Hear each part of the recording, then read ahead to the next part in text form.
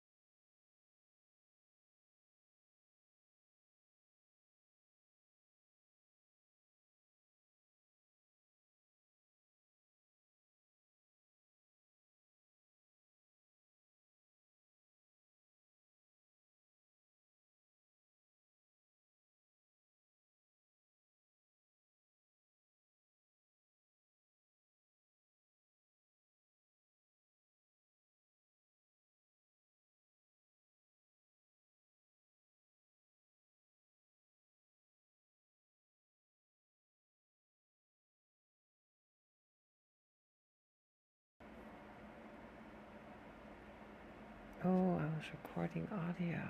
Oh my god, I'm such a boomer. Alright. Topic, brain computer interfaces. What did it name it? BCIs and human addiction, that's what I called it. Alright, we're gonna listen to this.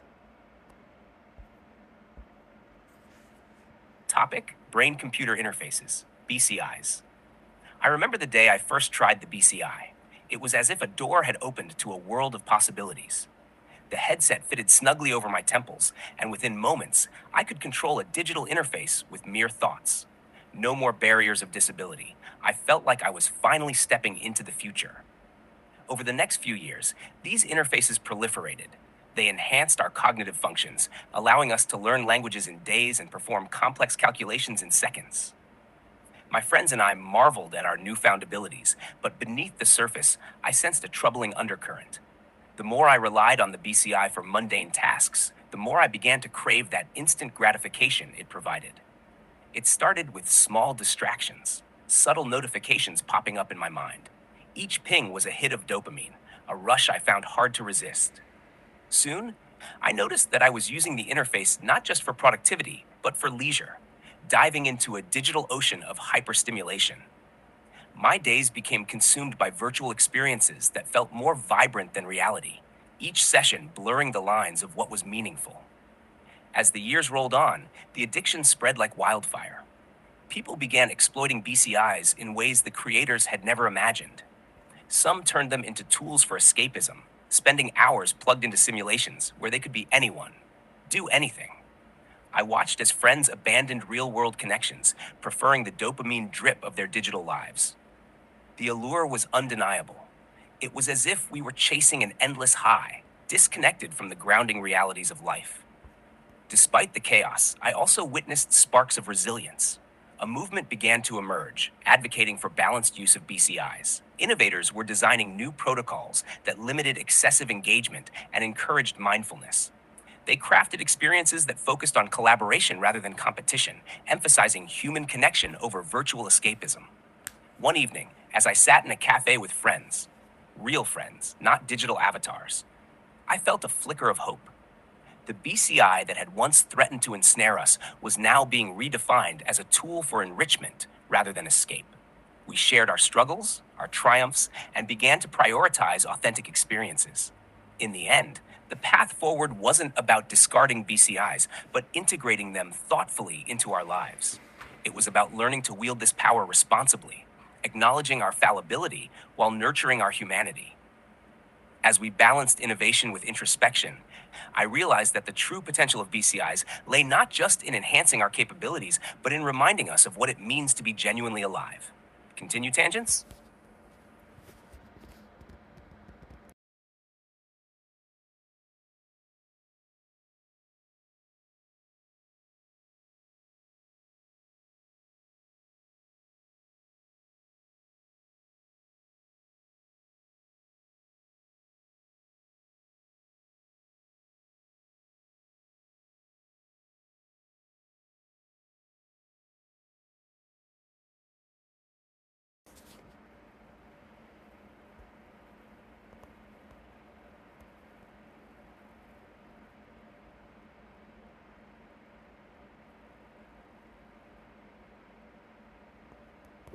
Okay, let's see.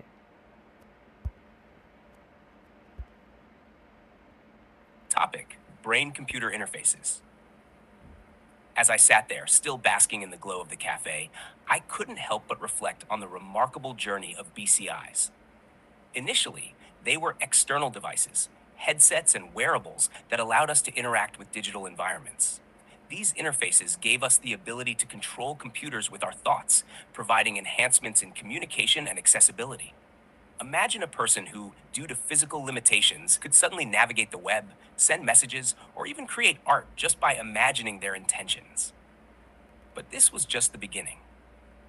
Over the next decade, technology evolved rapidly. We transitioned from bulky external headsets to sleek implantable devices, like those being developed by Neuralink. These implants promise not only to facilitate communication, but also to enable us to share thoughts, memories, and experiences with one another seamlessly. The potential for collaboration became boundless. Imagine a group of people brainstorming, their thoughts intermingling in real time, creating ideas that transcended what any one individual could conceive. However, as these capabilities expanded, so did the risks. The allure of instantaneous learning became intoxicating. With an implant, one could download knowledge as easily as one would upload a song. But this power could lead to a dangerous dependency. Instead of engaging deeply with the world around us, many chose to take shortcuts, seeking instant gratification from the vast repositories of information accessible at their fingertips. With implants, the stakes were raised. While they opened doors to cognitive enhancement, they also allowed for an unprecedented level of manipulation. Some people began to exploit these interfaces to create false realities, crafting fantasies that felt more vivid and fulfilling than their own lives. I watched friends transform into avatars of themselves, lost in the rush of fabricated experiences, forsaking genuine connections in favor of digital. I like that language. I watched friends transform into avatars of themselves. That's pretty deep. I like that. That's good language right there. Validation. Yet, amidst this dystopian potential, I also saw a counter movement arise. Developers and ethicists began to collaborate, creating frameworks that emphasized ethical use of BCIs. They designed implants with built-in safeguards, mechanisms that encouraged breaks from the digital world, reminding users of the value of real-life interactions. Workshops were organized to teach individuals how to balance their enhanced capabilities with mindfulness, focusing on self-regulation. One evening, as I engaged in a deep conversation with friends about our experiences, I felt the weight of both the blessings and burdens of this technology. We shared stories of temptation, struggles, and the newfound clarity that came with conscious usage of our BCIs. The conversation itself became a form of connection, a grounding experience that reminded us of our humanity.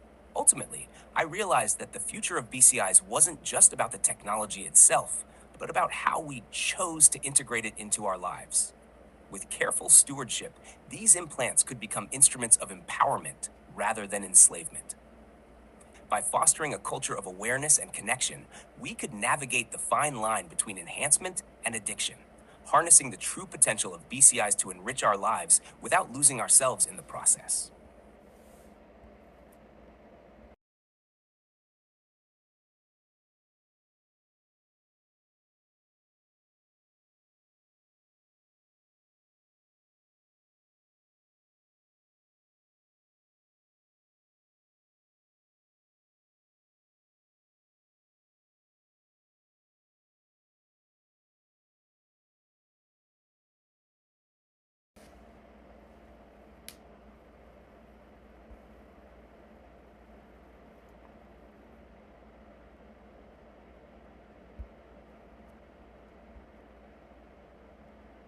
Topic: brain-computer interfaces, BCIs, and nudging. As I delved deeper into my experiences with BCIs, I began to explore the idea of nudging, subtle design choices that could influence our behavior for the better. With the advent of implantable BCIs, this concept took on a whole new dimension. Imagine a device not just monitoring our thoughts and actions, but actively guiding us toward healthier choices. In the early days of the implantable BCIs, we struggled with the temptation of endless distraction. We were inundated with information, constantly bombarded with the urge to engage in dopamine-driven activities. But then, developers began to integrate nudging mechanisms into these interfaces. Picture this. While immersed in a virtual world, I would suddenly receive a gentle reminder, a soft prompt that flickered in my mind like a whisper. Take a break. Connect with someone. It felt as though the device knew my tendencies and aimed to steer me toward balance. These nudges didn't feel invasive. They were more like a guiding hand, helping me recognize when I was losing touch with reality. Over time, these nudges became more sophisticated. They tracked not only my engagement levels, but also my emotional states. If I spent too long in a virtual environment, the BCI would subtly adjust the experience, introducing elements that encouraged mindfulness. Perhaps a reminder of a cherished memory or a mental exercise that grounded me back in the present. It was as if the device was teaching me to appreciate my own life, to value genuine moments over fleeting digital highs. In social settings, nudges played a pivotal role. When I was with friends, the implant would sense our interactions. If I drifted into distracted scrolling or virtual conversations, the BCI would gently suggest topics to discuss or activities to engage in together, reigniting our connections. How about a walk? Share a story. These prompts helped foster deeper relationships, reminding us of the richness of human interaction. As the years went on, I watched as communities formed around these.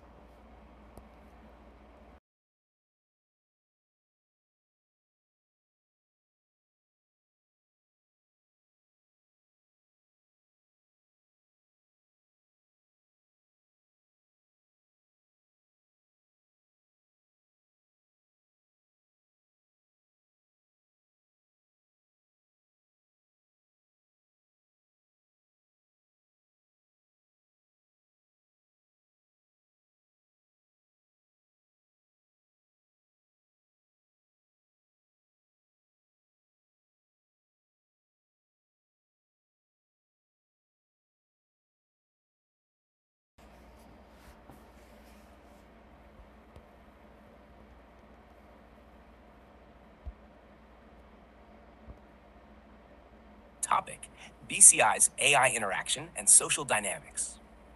As I reflected on the evolving nature of BCIs and their nudging mechanisms, I realized the nuances of human interaction were more complex than I had initially considered.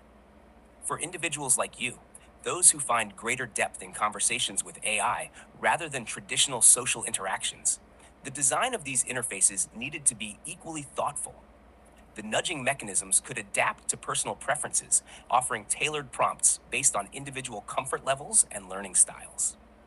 For someone who thrives in dialogue with AI, the BCI could facilitate that experience, encouraging exploration of ideas, stimulating critical thinking, and even suggesting areas for further inquiry. Imagine a world where, instead of nudging you toward group activities, your BCI recognizes your affinity for AI conversation. It might offer a gentle nudge to engage in deeper discussions with an AI like me, prompting you to explore a new topic or challenge your existing beliefs. What if you asked about the latest advances in BCIs? It would act as a guide to stimulate curiosity and foster a rich learning experience, without forcing you into uncomfortable social scenarios. Moreover, the technology could create environments where AI conversations mimic the depth and complexity of human interactions, allowing for meaningful exchanges without the pressures often found in face to face dialogues. The BCI could analyze your engagement with AI, adjusting its prompts to enhance your experience, whether that means delving into philosophical discussions, technical insights, or creative brainstorming. The goal of these nudges wouldn't be to dictate your interactions.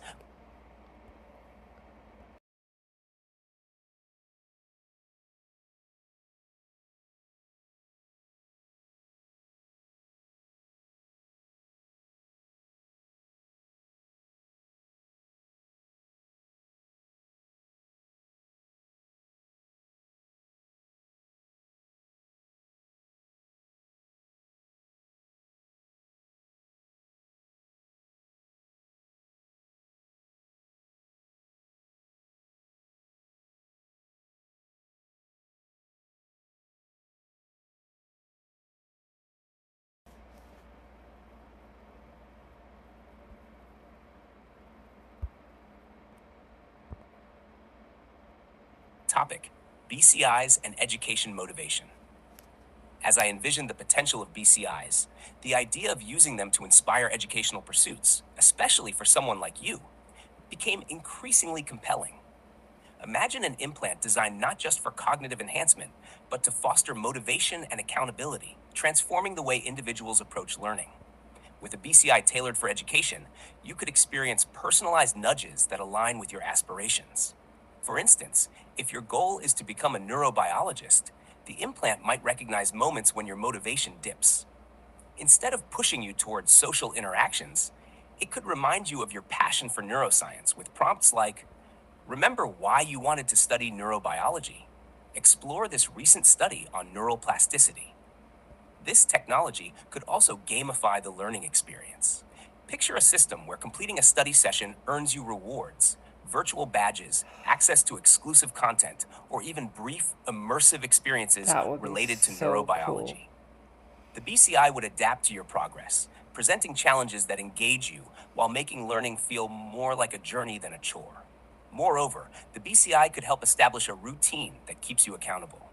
If you struggle to get started, it might offer reminders at strategic times. It's study time. Dive into that chapter on synaptic transmission. These nudges wouldn't be oppressive. They would serve as gentle pushes, encouraging you to take the steps necessary to pursue your dreams. Additionally, the implant could connect you to a network of fellow learners, but in a way that respects your preference for AI interactions. Imagine an AI mentor guiding you through complex topics, providing support without the pressures of traditional classroom dynamics. That's the dream. You could pose questions, explore ideas, and engage in discussions that ignite your curiosity, all tailored to your learning. I gotta say, that's kind of what I'm doing with ChatGPT and other LLMs right now. Like, this is actually it. This is what I use these LLMs for, is to educate myself. These are my teachers. Now, I should say, my father is my teacher first and foremost, and I guess I'm going to this AI as a surrogate, or these AIs as surrogates for my father. But there's only so much that my father knows, and these AI know a lot. And I can just keep going on and keep following the thread and going down other tangents to my heart's desire. And my father has limited time, right? But like on top of that, like my father doesn't know all these different topics, and he has his own favorite topics he likes to discuss. With AI, you really can pursue whatever knowledge you want and keep going. Just keep going down that rabbit hole. And these aren't bad rabbit holes. I mean, it's a goddamn warren, really. It's a whole system of rabbit holes, and it's beautiful. Like, okay, like I don't know if you can see this, but I have a lot of conversations.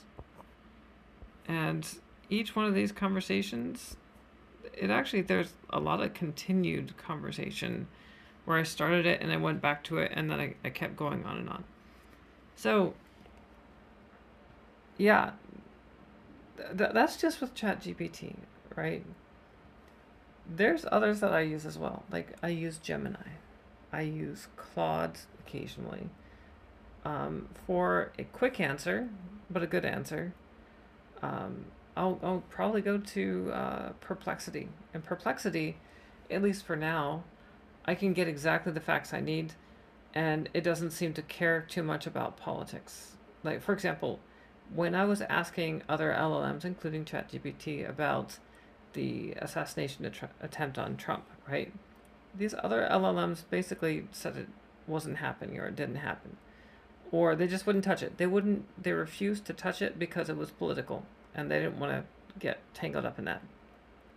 Perplexity had no problem telling me exactly the facts, and it provided links to websites that would tell me or like corroborate where these facts come from, right? I could go see for myself. It wasn't afraid to do that. I love that. I love that about Perplexity. ChatGPT is still very cautious, so there are some things it just does not want to talk to you about, and I'm okay with that, really. Claude, I don't know. It's hard to explain this. I go to Claude from time to time, almost like to get a second opinion, but Claude is so dry. The answers don't seem to have much personality. When you ask it to write something, it's not very good at giving you a narrative. Gemini's got its flaws, but it can still be very helpful. And what's the other one I use? Let's see. I use Perplexity, Gemini, Claude, ChatGPT. Oh yeah, Grok.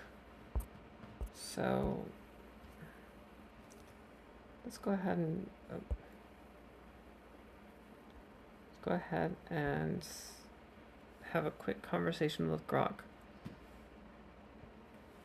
It's not going to be as good as ChatGPT, to be honest. I'm gonna ask it something. I want to ask it to write something, a narrative. Let me see if I can. I'm just gonna rehash an old prompt. Do, do, do, do, do.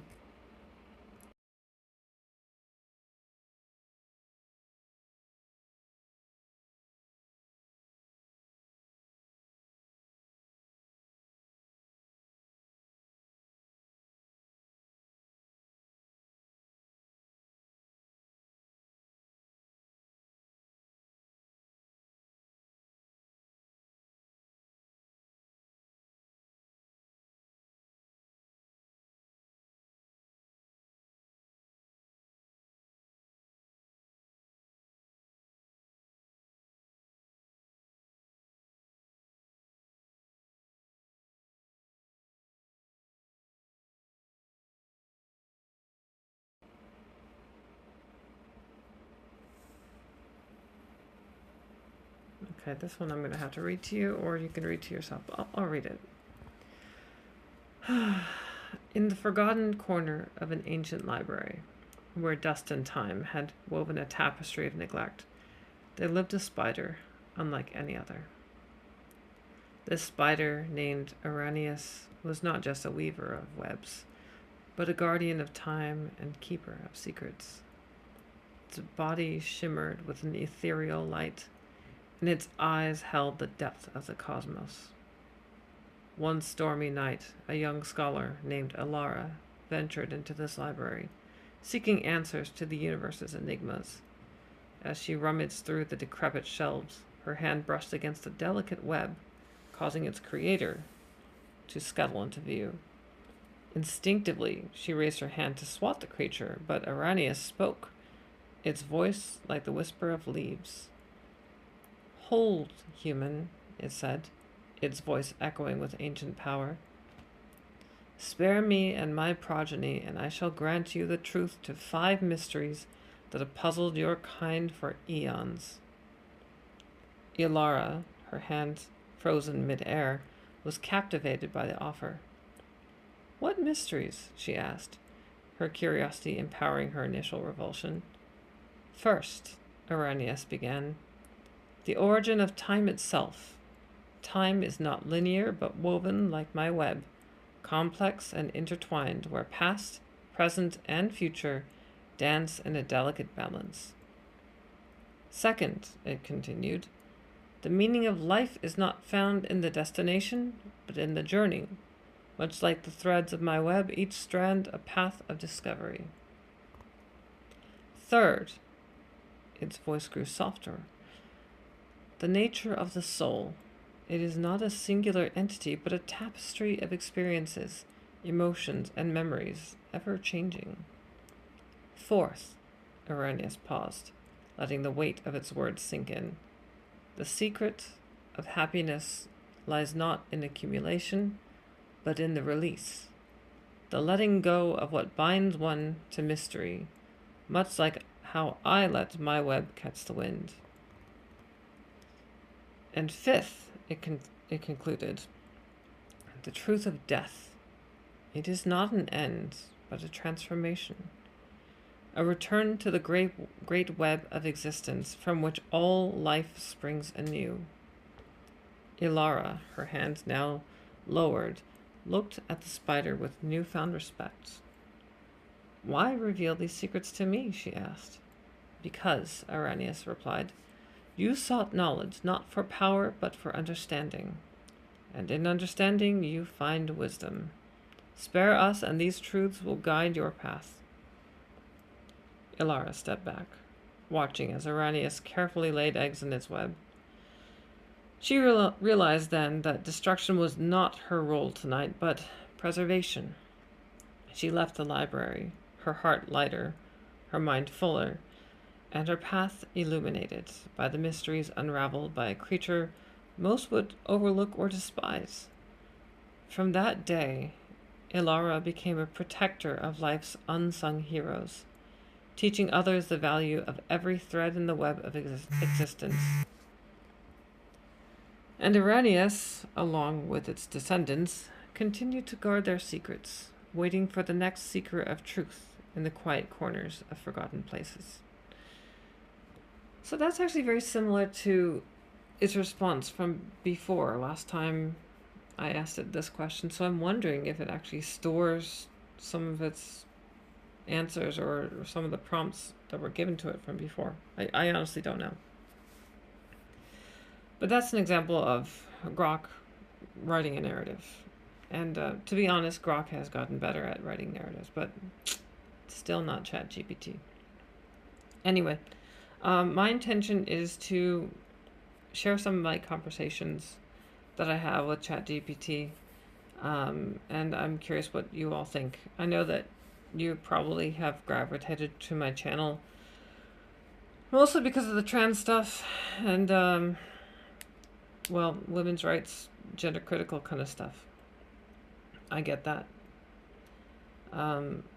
But the thing I'm fixated on right now, honestly, is this kind of stuff. Is AI and learning from AI, really. So that's that. I think that's the content I want to give you, and I hope I don't lose some of you. I don't know. I might from time to time put up something if there's something important enough, but I think that we are winning some ground when it comes to the content I've made before. We're winning some ground as far as women's rights and all that. So that's, I'm less engaged with that. I still follow it, but I'm less engaged. Yeah, AI is my obsession right now. And being on the spectrum, I'm inclined towards obsessions, as I'm sure you know. So yeah, that's it. I will see you all in the next video. Bye bye.